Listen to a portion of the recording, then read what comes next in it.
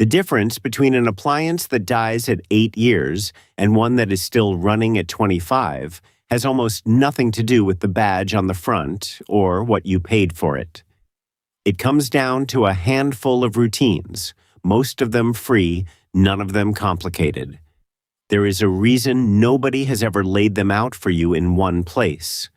There is no money in teaching you this. A machine that refuses to break is a customer who never comes back, and I say that as the man who used to be the customer's only phone call. My name is Richard Nakamura, and I fixed appliances in other people's homes for 30 years. Today, I am going to count down the 10 habits that actually push ordinary machines deep into their second and third decade. These are not warnings about things you are doing wrong. These are routines, each with a date on it, and I will tell you exactly how often to do each one. Everything I claim here you can look up yourself, and the sources are down in the description. One honest thing before we start. No habit guarantees 25 years. How the thing was built, how hard your water is, and plain luck all get a vote. What these routines do is remove the slow damage that kills most machines long before their time. Do them and you stack the odds hard in your favor. That is the real promise. And stay to the end, because number 1 costs nothing at all, and it is what holds the other 9 together. Habit number 10, go find the real service schedule for the machines you already own. Do this once today. The appliance industry loves the phrase maintenance free, and I want you to hear that phrase for what it is. It is a marketing word, not an engineering word. Nothing with a motor, a pump, a heating element, and water running through it is maintenance-free. What the phrase actually means is that no maintenance is required for the warranty period. After that, you are on your own, and nobody sends you a reminder. Every one of your machines has a manual, and every manual is online, and you find it by typing in the model number off the plate. 20 minutes tonight with a cup of tea and you will know more about your own house than most people ever bother to. Habit number 9, clean every door seal in your house and then test it. Do the cleaning monthly. Do the test twice a year. Every appliance that has to hold something in has a rubber gasket around its door. The refrigerator, the freezer, the dishwasher, the front loading washer, the oven. Crumbs, grease, and sticky spills build up in the folds, and a gasket with dirt in it cannot lie flat, which means it cannot seal. Wipe them with warm, soapy water and a cloth, then run the test. Close a dollar bill in the door so half of it is inside and pull. If it slides out with no drag at all, that spot is not sealing. Try it in several places along all 4 sides because a gasket usually fails in one corner first. Clean before you test, always, because a sticky patch of jam will grip that bill and tell you everything is fine. On a refrigerator, a seal that has quit can raise the energy it uses by something like 10 to 25%.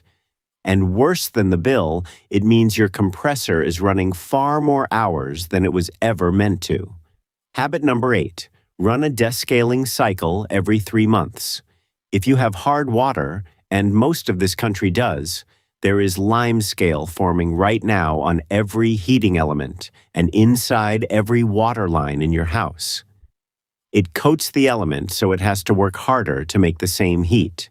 It narrows the little holes in your dishwasher's spray arms until half the rack stops getting clean.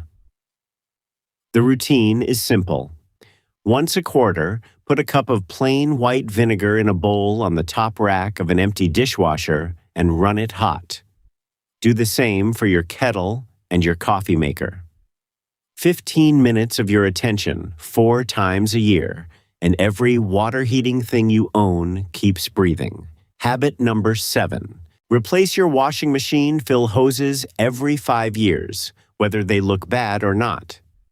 This one is on the calendar, not on the mileage, and that is the part people miss. Rubber hoses age sitting still. They are under house pressure every hour of every day, whether you do laundry or not, and the rubber hardens from the inside where you cannot see it. The Insurance Institute for Business and Home Safety looked at this, and their finding was clear. Failure rates climb sharply once a hose passes 5 years. More than half of all failures happen by year 8, and nearly 80% happen before year 10. Now here is why I care so much. A burst-fill hose can put 600 gallons of water into your house in 1 hour. I have walked into that, so put a reminder on your phone for 5 years out, and when you swap them, buy the braided stainless steel kind rather than plain rubber. While you are back there, a shutoff valve that closes automatically runs $30 to $50, and it is the best insurance in this whole video. Habit number 6, run full loads and fewer of them every time. People argue with me about this one, so let me explain what actually wears out a washer or a dishwasher. It is not years, it is cycles. Every cycle is one motor start, one pump run, one heating element firing, one drain, one spin.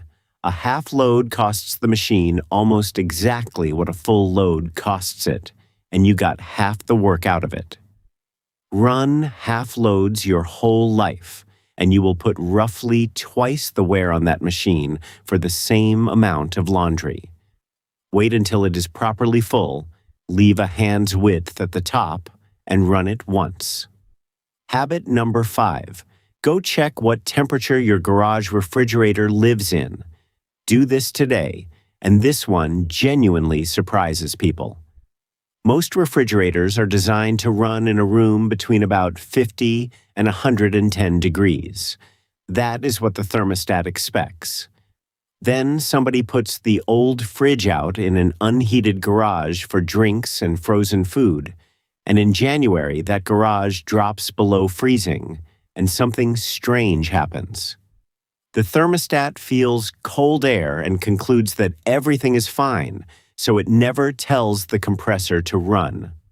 The refrigerator section is happy. But the freezer, which was relying on that compressor, slowly thaws out. And you find out in March. The machine was never broken. It was working exactly as designed, in a room it was never designed for. If you need a fridge in a garage, look for one sold as garage ready. Those are rated from 0 to 110 degrees, and they carry a small heater near the thermostat for exactly this reason. Habit number 4, put surge protection on the machines that have a brain. Do this once and forget it. I have said before that what kills modern appliances is not the motor. It is the circuit board, and this is the habit that protects the board. The Institute of Electrical and Electronics Engineers has tied power surges to as much as 80% of electrical equipment failures. And it is not usually the lightning strike you are picturing.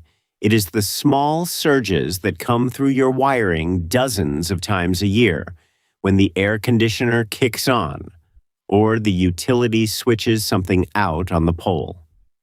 In appliances, the first things to go are the inverter compressor board in a refrigerator and the control board in a washer. Either one of those is a several $100 part. The best answer is a whole house surge protector fitted at your electrical panel by an electrician, which covers everything at once. If that is not in the budget, a unit protector rated over 1,000 joules with a UL listing on it is far better than nothing. Habit number 3.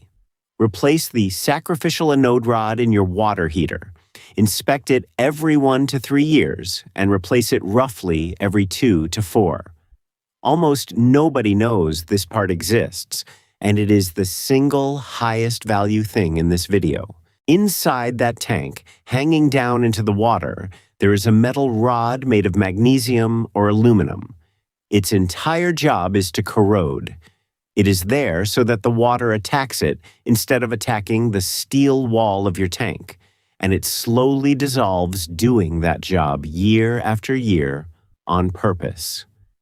That is why it is called sacrificial. And when it is finally used up, the water has nothing left to eat but the tank itself. And from that day, your water heater is quietly rusting from the inside toward the morning it lets go all over your floor. You replace it when it has been eaten more than about halfway.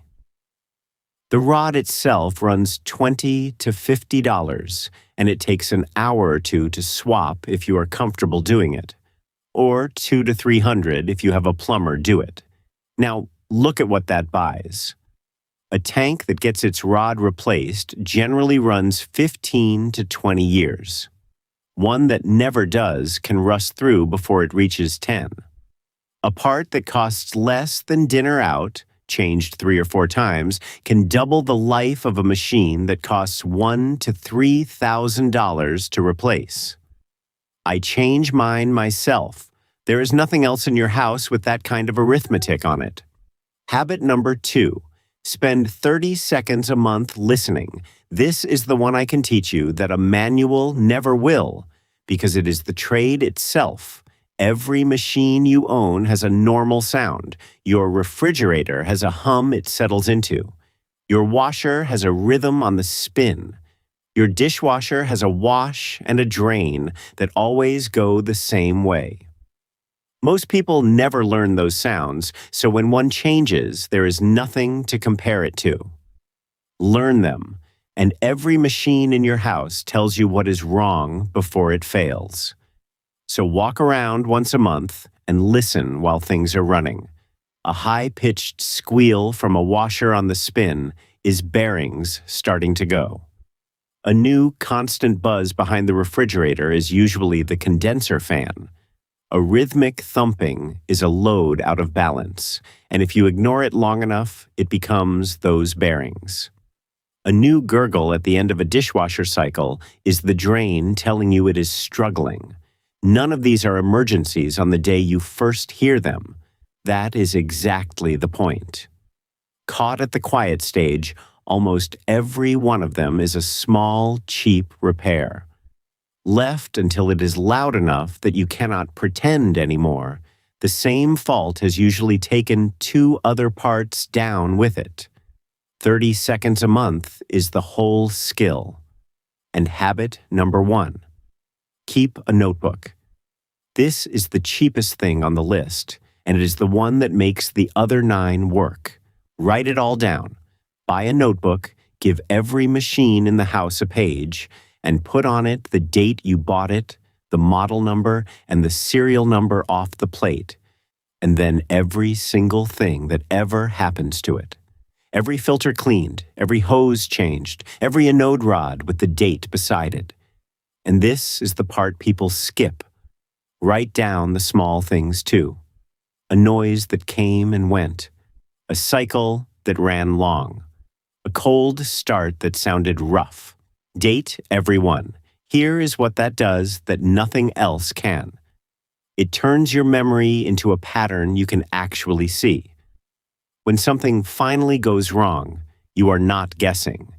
You can look and know it started in March, that nothing has been serviced since the year before last, that this is the second time this has happened in 18 months.